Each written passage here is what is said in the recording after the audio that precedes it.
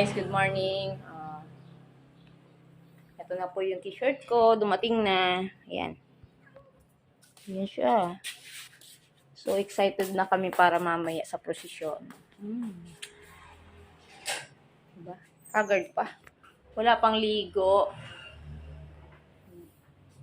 Mamaya ng aking susuotin.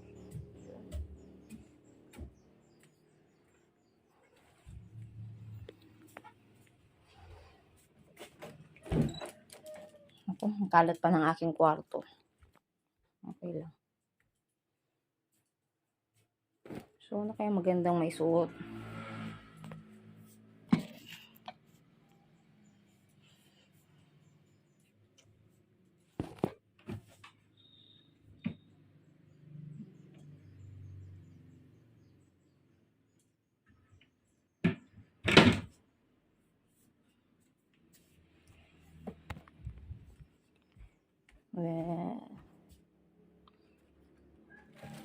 Pili na lang ako ng aking shoes.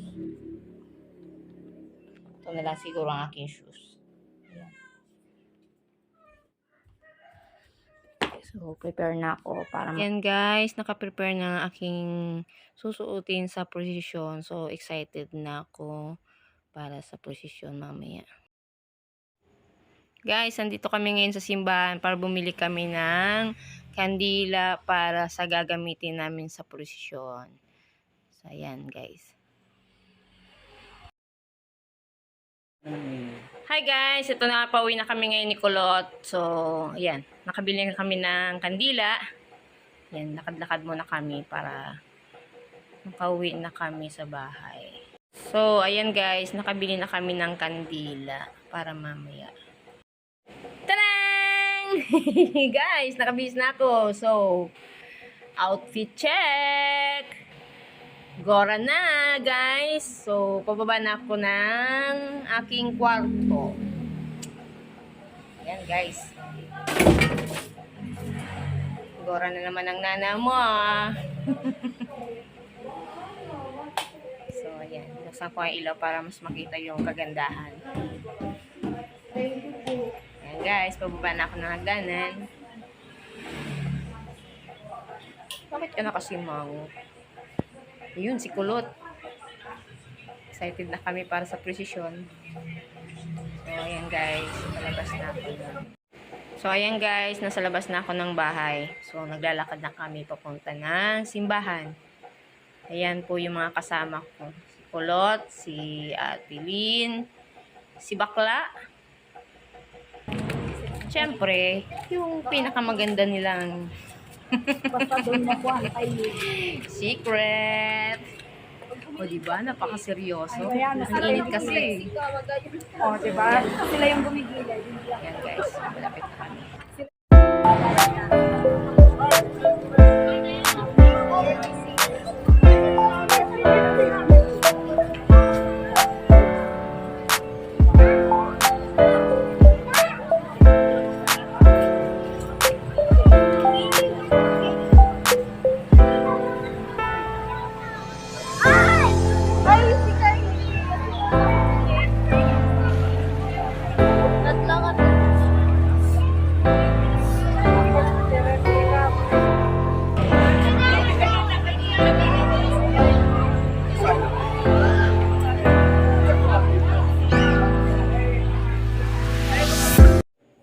So guys, picture muna kami ng mga kasama ko. Ayan.